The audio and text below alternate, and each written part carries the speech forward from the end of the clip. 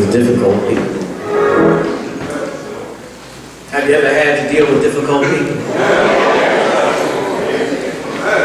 Have you ever had to deal with some folk who just could not seem to get on the same page? Have you ever had to work or maybe even to live with some people? Took the psalmist literally and adopted a disposition that I shall not be moved.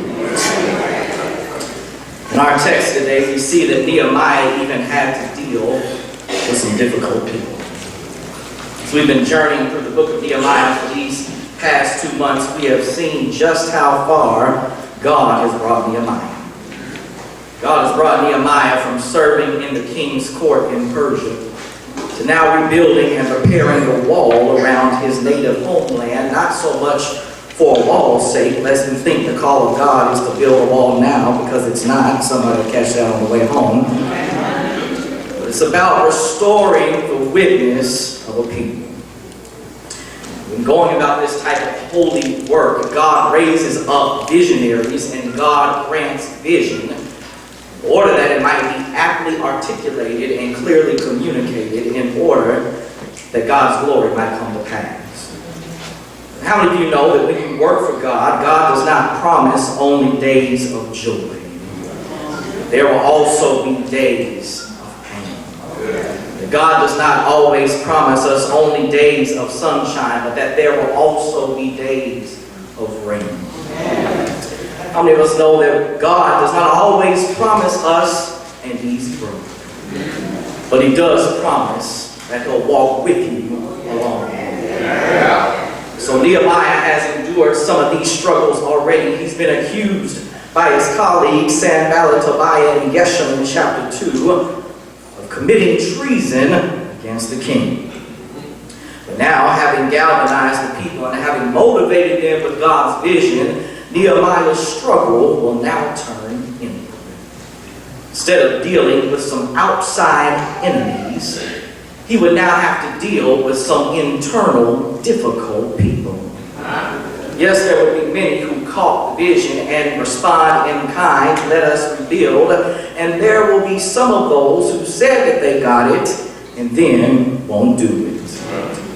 What I'd like to submit to all of us today is that while difficult people is par for the course when carrying out God's vision, I would submit that while God does not always remove difficult people, God's vision will not be hindered by it either. We, like Nehemiah and these Israelites, must find a way to deal with difficult people lest we become difficult ourselves. And so then the question becomes then, church family, how then do I, how then do you, how then do we deal with difficult people? Well, beloved, if the text has any cues and clues, and I believe that it does, if we are to deal with difficult people without becoming difficult ourselves, we must first understand the vision. The Bible says, next to them, the Tekoites made repairs. Now, who is the them Nehemiah is talking about? Look at the text again, beloved, from the last point where we left off last week. Them are the other people who are working to restore Israel's witness by rebuilding certain assigned sections of the wall. You see it first last week when Nehemiah and the people of Israel kept first things first. Began to work with Eliashib, the high priest, and his fellow priests, rebuilding the sheep gate by the temple and consecrating it so that people could worship. We see in verse 2 that then the men of Jericho built next to him. Verse 2b, and next to them Zakur, son of Imri, built. Verse 3, the sons of Hanassah built the fish gate. They laid its beams and set up its doors, its bolts, and its bars. Verse 4, next to them Meremoth, son of Uriah, son of Hakoz, made repairs. Verse 4b, next to them Meshullam, son of Berechiah, son of Meshezabel, made repairs. Then verse 5, next to them Tekoites made repairs. Remember, these are the people to whom Nehemiah stood up and spoke to just a few short verses earlier in Nehemiah chapter 2, verse 17.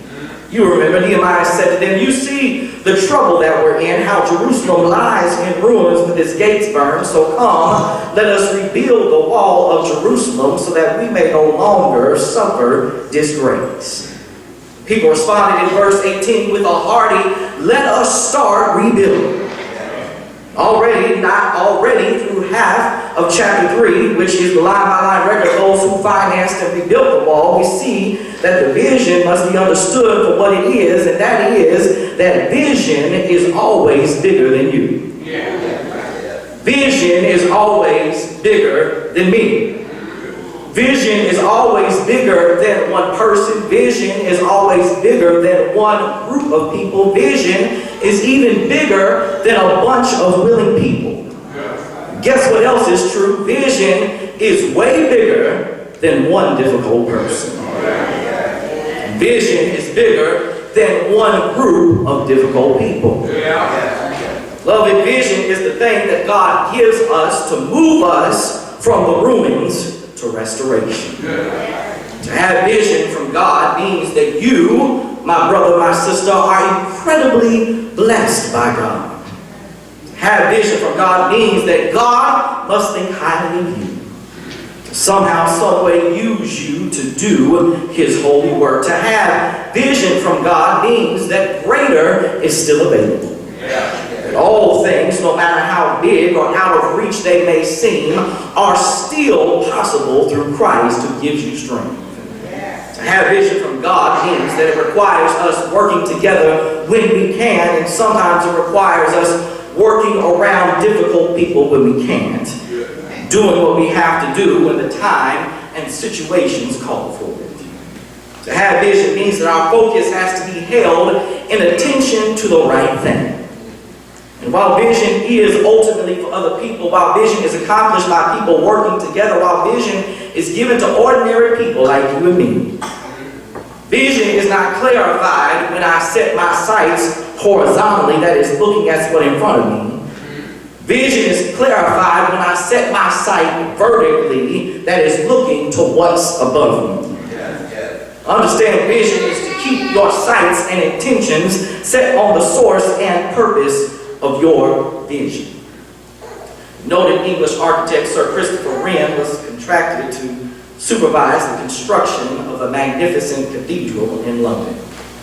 Journalists thought it would be interesting to interview some of the construction workers who were working the vision of building this magnificent edifice to the glory of God. So journalists chose 3 construction workers and asked them all the same question. The journalists asked those construction workers, "What are you doing?" The first replied, "I'm cutting stone for 10 shillings a day." The second replied, "I'm putting in 10 hours of work a day." But the third replied, "I'm helping Sir Christopher Wren construct one of London's greatest cathedrals." See, that third construction worker understood what vision was. He understood what Sir Christopher Wren was trying to accomplish, and he understood his role as being part of a much larger vision.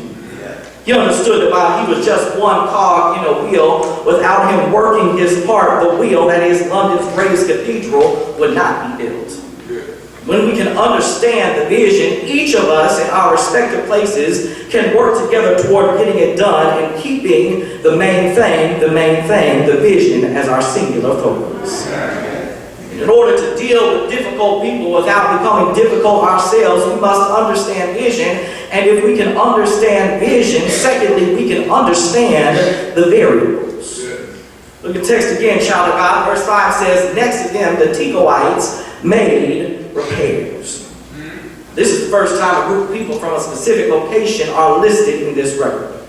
Up until this point, it's just been specific persons. Now we see a specific group of people working toward the vision of rebuilding the wall in order to restore their witness. And these details about who these people are and where they are from are important. Just as we saw last time, that it was important that the rebuilding of the wall to restore their witness begin at the sheep gate so that they could signify that worship was the most important thing, knowing who these Tekoites were is now also important. Now, this is not the only time we hear of Tekoites in Scripture.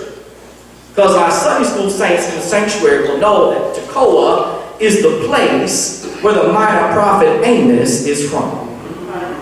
You all know that minor prophet Amos, that poor, humble shepherd, that lowly fig dresser, that one who had no other preachers in his family from way out in the country in the southern kingdom of Judah. You all know Amos, that prophet who one day, while minding his own business and tending his sheep, received a vision and called from the Lord to rise up and to call a sinful and wicked nation to repentance, to turn a wayward people back unto the Lord. You all know this Amos from Tekoa, this shepherd turned prophet who spoke out against how money-hungry, materialistic the nation had become. One who had told them how selfish and how self-centered they were. The one who spoke out against the exploitation of the impoverished. You all know this Amos. He was that prophet who said these words, that the lion has roared, who will not fear? That the sovereign Lord has spoken, who can but prophesy? You all know this Amos, that prophet who said, seek the Lord and live. Hate evil and love good. Establish justice in the gate. You all know this Amos, that prophet who said those oft-quoted words, but let justice roll down like waters, and righteousness like an ever-flowing stream. This is the kind of stock that the Tekoites are from. They are from a lowly and a humble people. They have a history of its citizenry rising up on behalf of the Lord. They have a boldness to declare God's justice and God's righteousness in the land. They would have been those who speak out against the now legalization of detention camps that removes protections for children done just this week under this demonic Trump administration. It would have been those who speak out against the systematic suppression of black votership extending from Jim Crow to gerrymandering. It would have been those who stood to ask the hard questions about rezoning along our urban corridors in this city. Questions like, who is it being rezoned by? Who is it being rezoned for? And who is it going to be the most affected and disaffected? It would have been those who stood to remind a supposed nation of immigrants that 400 years ago this past week, that 32 people, 32 sons and daughters, 32 mothers and fathers, 32 children of the Most High God did not immigrate but were kidnapped from Angola. Sold like chattel at Point Comfort, modern-day Hampton, Virginia, setting off the transatlantic slave trade, which enslaved what historians estimate to be some 10 million people, 6 million of whom died in chains and never saw the light of liberty. From this stock of the prophet Amos come these Tekoites who worked faithfully on rebuilding their assigned portion of the wall in order to restore their nation's witness. But look at the text. Not all of the Tekoites worked. What a shame that is recorded here for us in perpetuity that the Tekoite nobles would not put their shoulders to the work of their Lord. It's important here, beloved, to understand the variables, to understand that even those who come from the stock of somebody so humble and so convicted as Amos, there will always still be those who, for whatever reason, just choose to be difficult. The phrase there, that they would not put their shoulders to the work of the Lord, is an agricultural phrase. It alludes to how an ox lunges its neck into a yoke to move a heavy load. It's an expression that when used in the positive indicates a willingness to cooperate voluntarily in an effort toward a task. And these Tekoite nobles, we can assume they had some resources because they were called noble. They were neither volunteers nor cooperative. Beloved, I've learned my short 28 years of living, no matter where you are, no matter who you are, no matter who you're with, no matter who the people are around you, whether they're educated or not, whether they got money or not, whether they got skills or not, no matter how storied or how historic or how great an institution or a group is, I've learned one thing in common that occurs across all lines of race, gender, class, and orientation, and that is, come close, are you ready for it? Yes. I've learned that people are going to be people.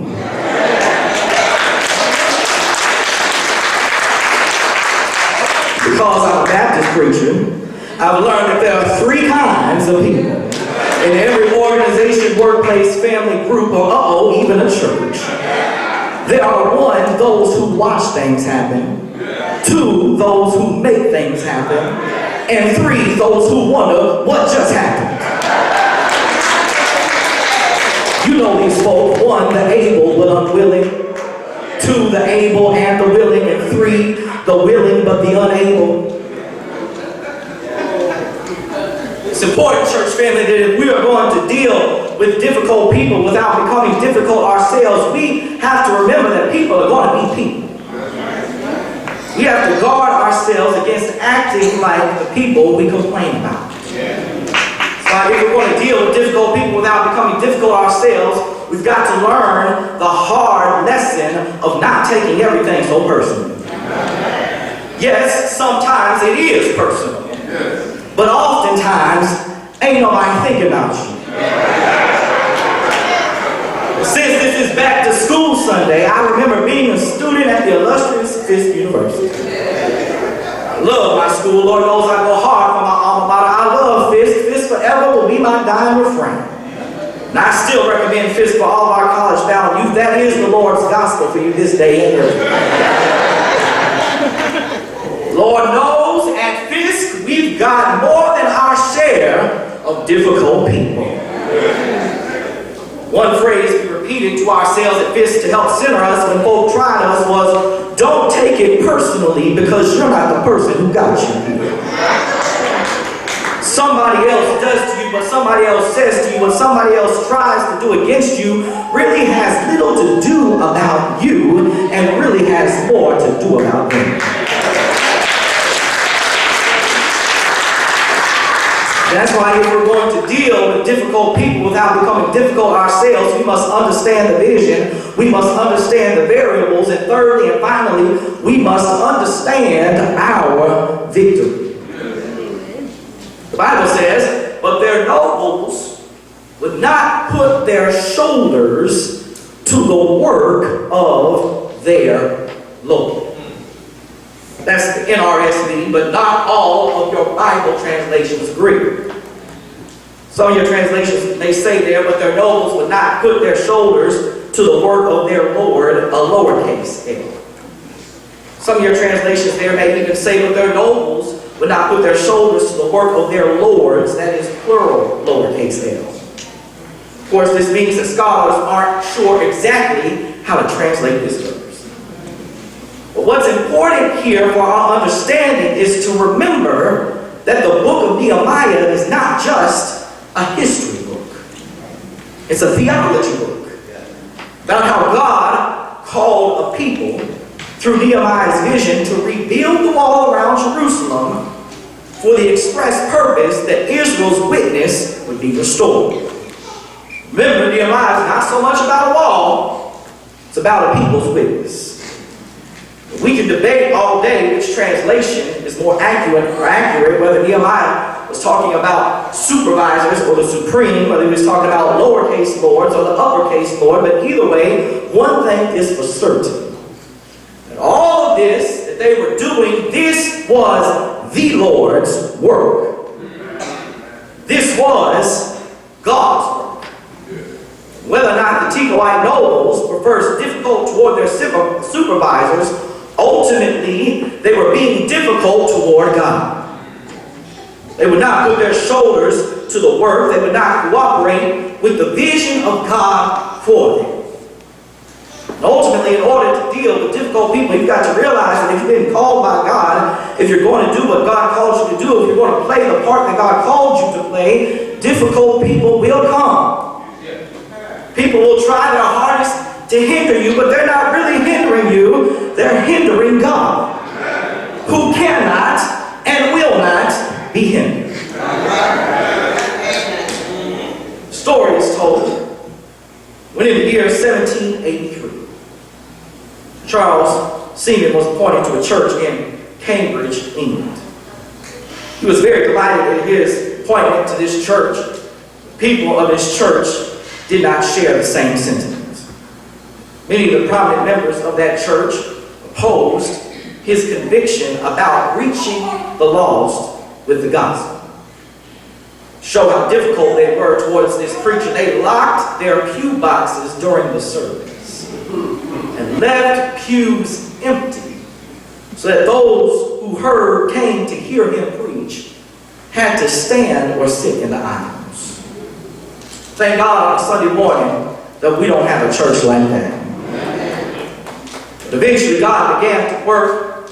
His ministry had a powerful influence both in that church and in the world.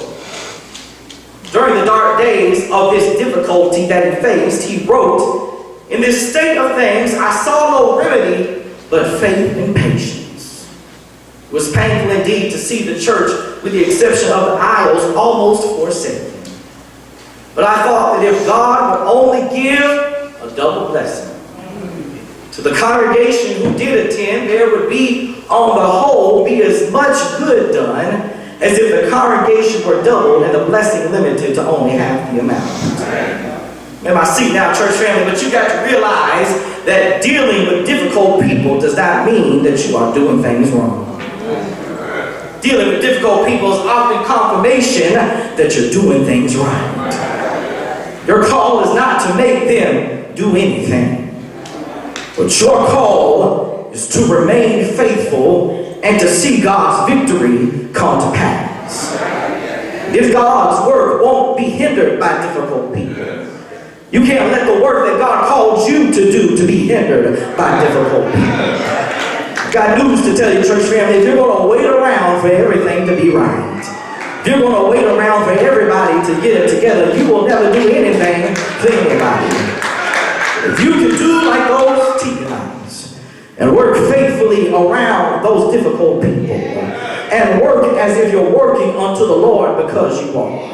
If you can be like these Tekoites and realize that your call, that your purpose, that your destiny, that your work, that your victory does not depend upon those people and what they do or they don't do. But if you realize that your call, your purpose, your destiny, your work, your victory depends not upon difficult people, but on your divine provider, you'll be just all right. You see, your victory is not in the hands of the difficult. Your victory is not in the hands of your enemy, but your victory is in the hands of your God. And somebody needs to lay hands on yourself today and encourage yourself in the sanctuary and tell yourself the words to that old devotional song, that victory is mine. Victory is mine. Victory today is mine. That I told Satan to get thee behind, because victory today is mine. Keep laying hands on yourself and say, joy is mine. Joy is mine. Joy today is mine. Keep laying hands on yourself and tell yourself that peace is mine. Peace is mine. Peace today is mine.